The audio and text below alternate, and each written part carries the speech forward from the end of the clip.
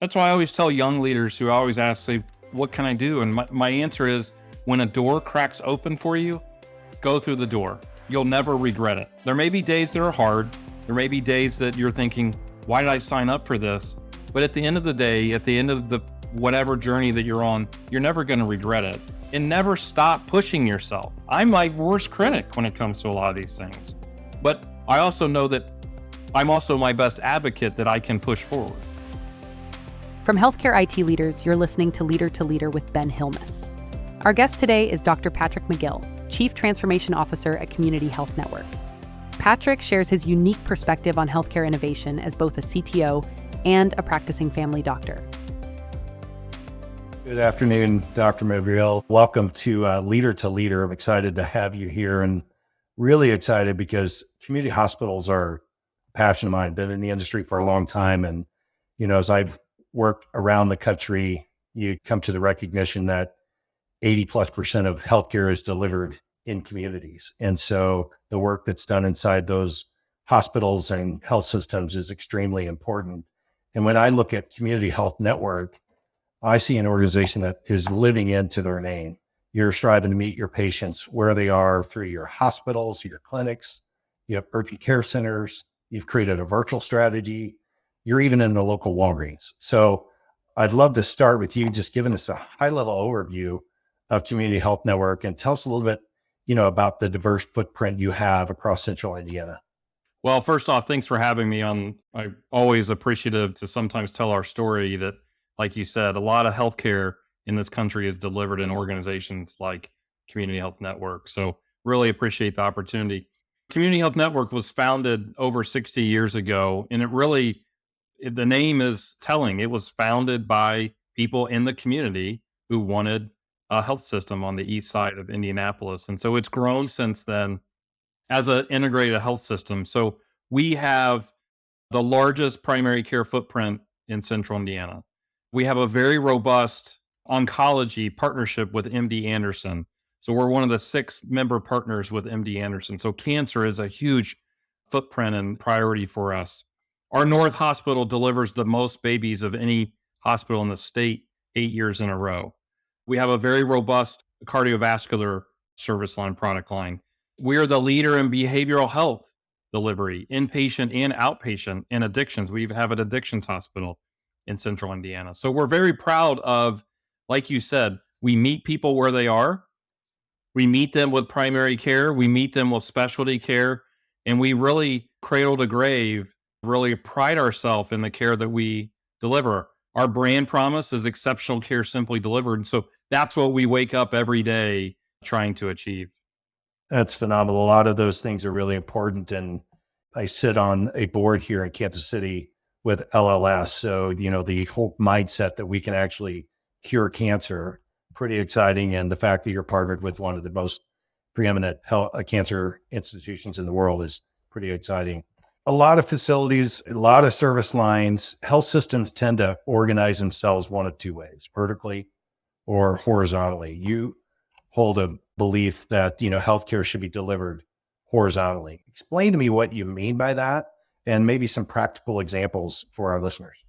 Yeah, so one of the things I always talk about is many health systems are organized vertically. We've just talked about many of our product lines or service lines. We talk about hospitals, we talk about clinics or ambulatory delivery, but that's not how patients experience us. They come into the system and they have a problem or they have a need that they expect us to deliver, whether that's in a primary care setting or in a hospital or in a referral to a specialist. And so people experience us horizontally. And I think it's our job as health system leaders or through transformation or innovation or technology to how do we create that experience where they can experience it horizontally and not with the friction that they run into every time they have to go through another vertical. So we really talk a lot about how do we shift from that vertical to the horizontal mindset. Oftentimes it is just a mindset, and it's a way that you have to organize your processes. How do you configure your EMR? How do you really break down those friction points that are occurring that are really frustrating for many people and quite frankly lead to delays in care or poorer outcomes? And so that's what we always talk about.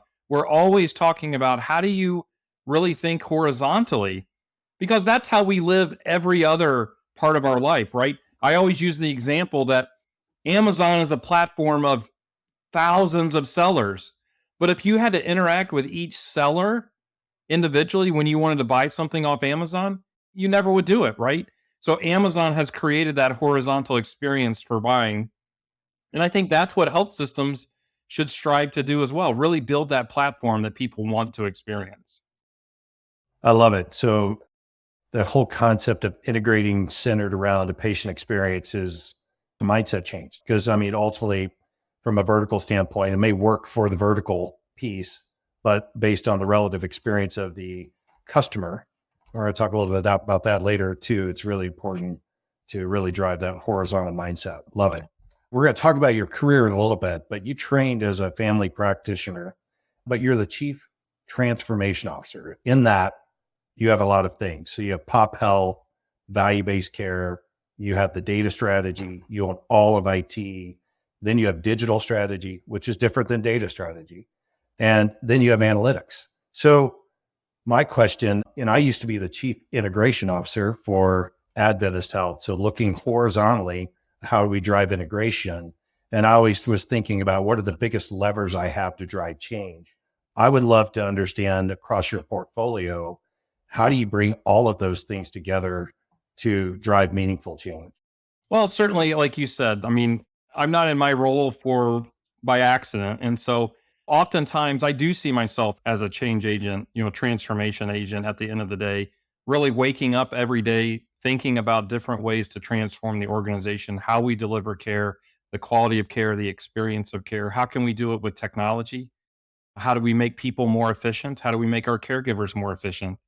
And so there's several levers that we can pull. And I think COVID taught us, highlighted some of those. One is how do we get more bang out of technology? And I think with this wave of generative AI that some people say is hype, some people say is reality, how do we get more out of technologies like generative AI, for example? How do we really have people working at the top of their license in our EMRs? And we've now experienced EMRs for 10, 15, 20 years for some organizations. So are we maximizing the EMR capabilities? And that's a topic in and of itself for a conversation. I think a lot of it is people. And if you think about healthcare delivery, which is a little bit different than other organizations or other industries, we are still 80% people. And at the end of the day, we're still people taking care of people. So how do you change behaviors? And a lot of it comes through data. A lot of it comes through modeling. A lot of it comes through just showing a different way or thinking differently. Now, we often use a partnership strategy for some of these things. I always joke and say, you're never a prophet in your own town. So sometimes it takes a third person or a third party coming in to say, this is the way we should be doing things. And so that's how we've organized as a health system, right? We brought together IT and analytics and pop health and value-based care and digital strategies and experience analytics. All these things roll up to transformation because at the end of the day, this is my marching order from my boss, the CEO. If I'm not making people a little uncomfortable, we're not transforming anything. And so we need to move. It might be an inch at a time, it might be a mile at a time. We need to move the organization forward. I don't know more than a handful of chief transformation officers that have IT under their purview. I grew up at Cerner Corporation, and our founder, Neil, he felt passionately, we all felt passionately that technology was the biggest lever we had to drive meaningful change. I love seeing that you are putting technology at the center and using it in the right way, getting the most value out of it, but you're using technology to drive meaningful transformation. I think it's leading edge and to be commended. Let's talk about, you mentioned AI. It's probably pretty interesting as you can put multiple lenses on that whole topic. So I'd love to hear you comment on it from a physician perspective, and then at the same time as a change agent perspective, because they probably conflict in a lot of ways, but finding some way to use AI in a meaningful way is really going to be important. Well, let me take a step back. We'll wear the technology hat first. So wearing the technology hat, I do think there's a lot of promise with AI, generative AI, and other technologies. Now, I think we're at the early stages, we're at the beginning. So let me go back and put my clinical hat on. I think there's a lot that has to change, not just with technology, for us to see widespread adoption of AI in healthcare, mainly the medical legal structure, right? So who's responsible when the AI algorithm makes a mistake? I think there's a lot of things that just live outside of a health system that have to be examined and decisions have to be made.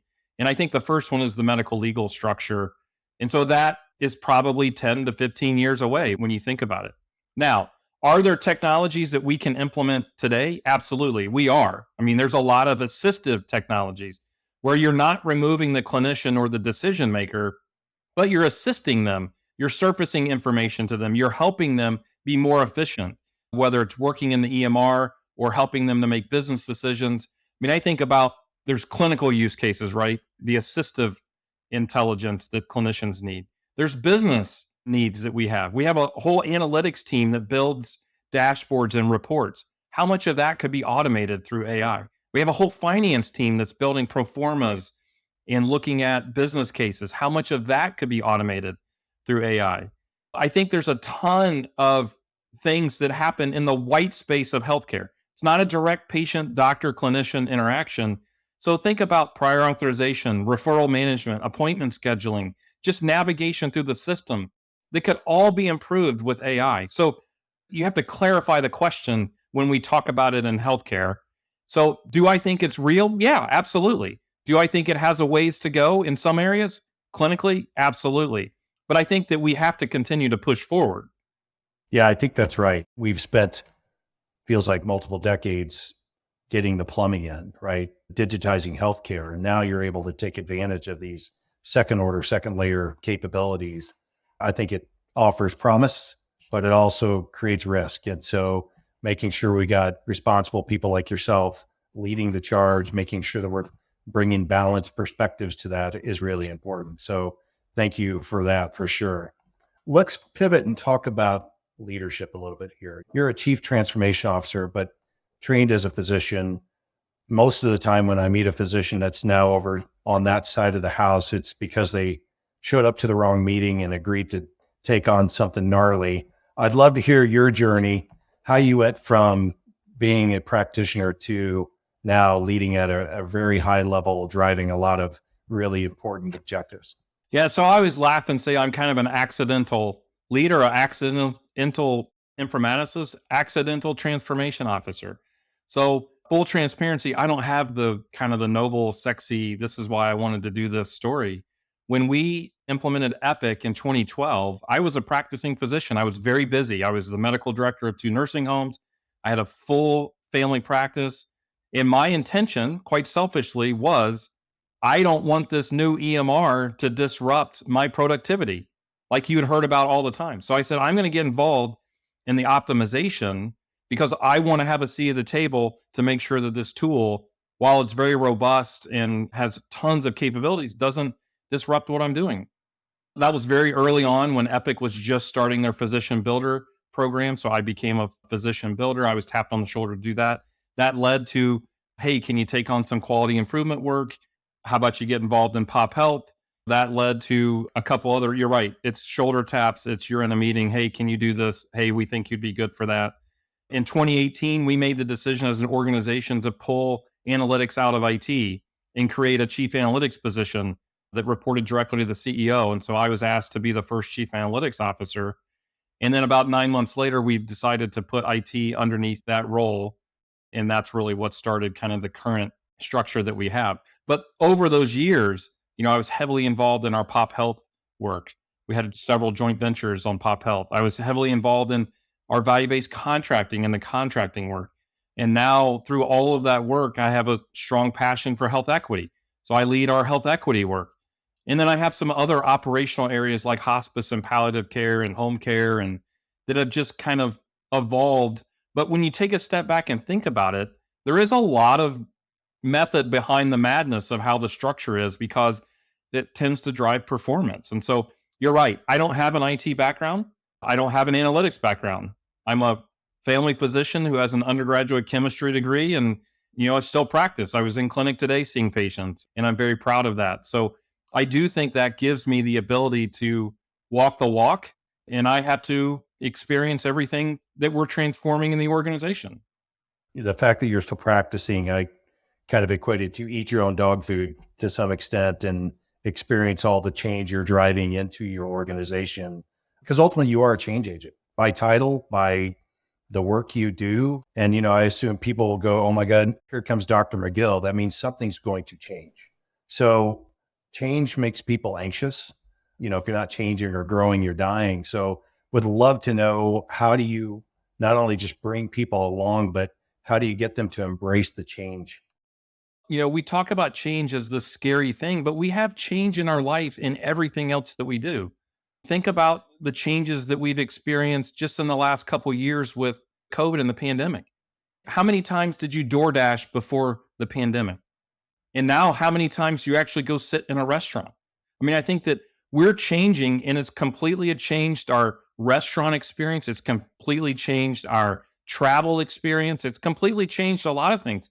So for us to sit back and say, healthcare is not going to change, or we can't change, or that's not the way we do things, we can't change, I think, quite frankly, is naive, and it's irresponsible. We have to change. Healthcare changes, technology changes, the medications that we use, the treatments that we use have changed. And so for someone to say, well, I graduated from medical school 20 years ago, I don't need to change, again, that's naive and irresponsible in a lot of ways. And so I think we often talk about that. It's not about change for just change's sake. It's how do we embrace change, and really, how do we embrace transformation, which implies almost more of an evolution. I can come in tomorrow and change your workflow, but let's talk about how we evolve the workflow. Where are the friction points? Where are the things that we can make better? Where are the quick wins? It's change management 101 at the end of the day, but it's really engaging folks in the front line, the clinicians, the operators, about how do we make their job and their day-to-day better. As we continue to move forward, I think it's incumbent on us as leaders to step in and drive that transformational change. So very important. Well, so let me give you an example just to tie that up. I'm a mid-career physician. I've been practicing for about 20 years, probably have about 20 years to go. When I finished my residency, HIPAA didn't exist, EMRs didn't exist, ACOs didn't exist, Medicare Advantage didn't exist. Now, you could argue those four things have absolutely transformed healthcare, but when I finished training, those things didn't exist. So to think that transformation and change doesn't happen in healthcare, again, really irresponsible. I think that's absolutely right. I've heard you on a couple of other podcasts, and one of them you were talking about this whole connect to purpose. It's really a powerful message. Tell me more about that. Yeah, so we start every meeting that I lead, weekly meetings with our transformation leadership team. I started with the analytics team. We always start with a connect to purpose. And so that serves a couple things. We started it during the pandemic because oftentimes we heard people were working, especially in IT and analytics and technology, 12, 14 hours a day. They're working long days, but they really didn't see how their work connected to what was happening. We all heard about healthcare heroes and the people that were going into the hospital and fighting COVID. So we started this as a way to let's connect to our purpose. At the end of the day, the technology teams are here to serve the patients. At Community, we call everybody a caregiver. Whether you physically touch a patient or not, you're a caregiver. And because we all play a role to support patient care and taking care of people. And so we always start these meetings and other gatherings with the connect to purpose. It allows people to tell a good story, how they experience the health system, maybe how a technology or a project that they worked on influenced somebody, maybe a story that somebody told them could have been a personal story of a family member, a friend that experienced healthcare. So it really is connecting back to why we do what we do every day. And it's something that, quite frankly, I'm very proud of because it allows people who don't lay hands on patients to understand how they connect to the mission of the organization.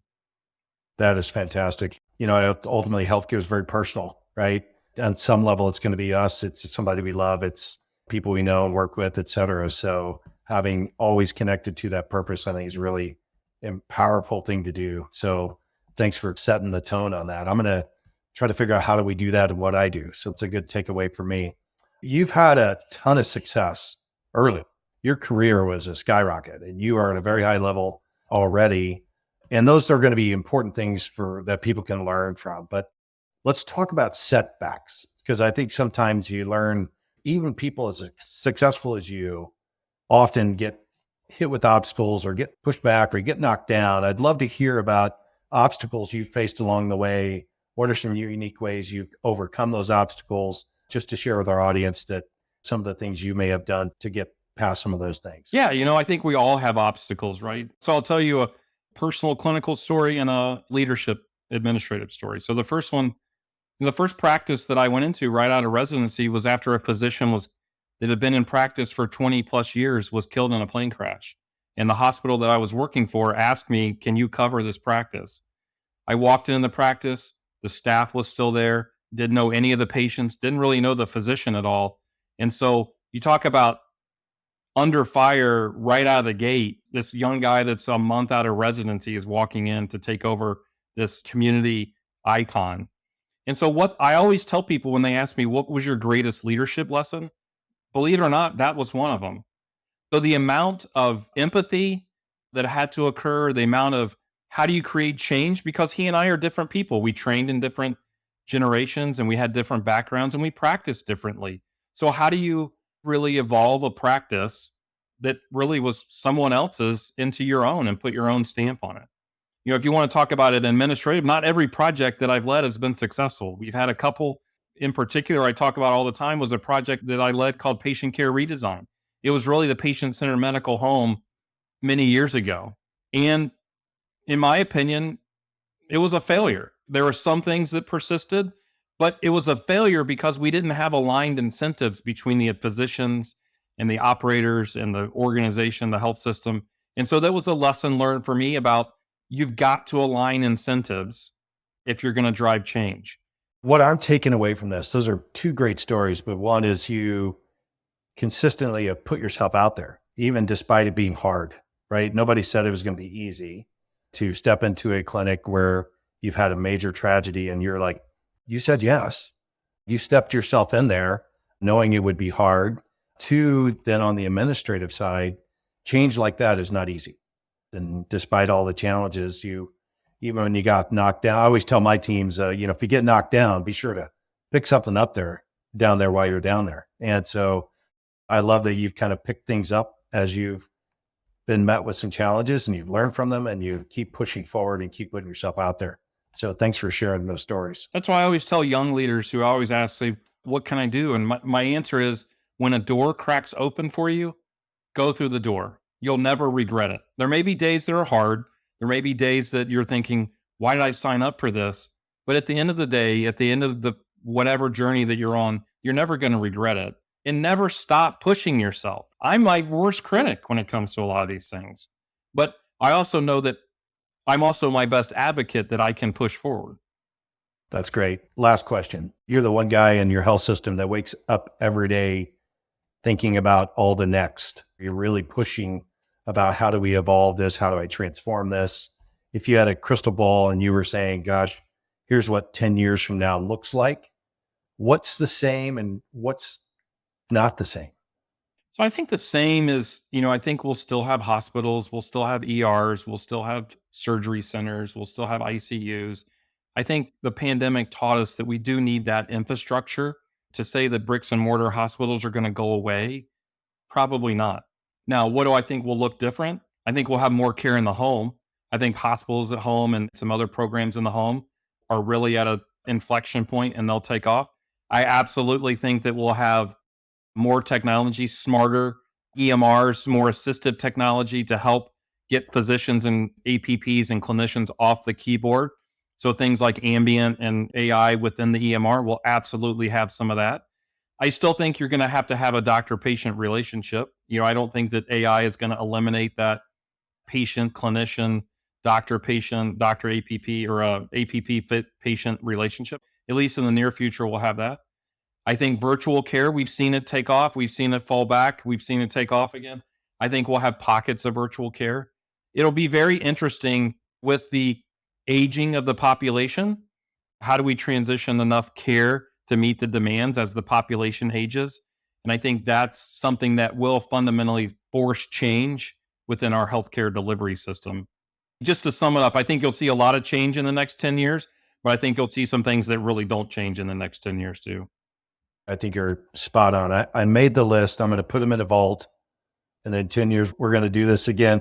We'll see. I'll talk to you in 10 years. You can tell me how wrong I was, and that's fine. I think you're mostly right. So that's really, really good. Well, just want to say thanks for joining us today on Leader to Leader.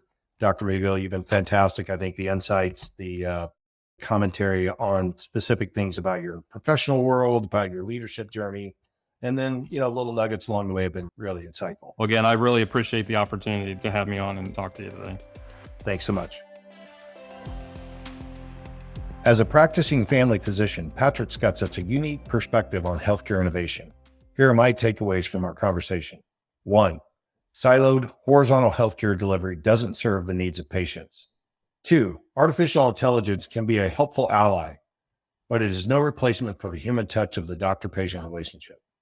3, leadership isn't just a role, it's a journey. Patrick's path from a clinician to an influential healthcare leader was paved by his willingness to embrace opportunities and continually cultivate his own professional growth. So what did you think? What were your big takeaways from the episode? I'd love to hear from you on our social media channels or drop me an email from our website at healthcareitleaders.com.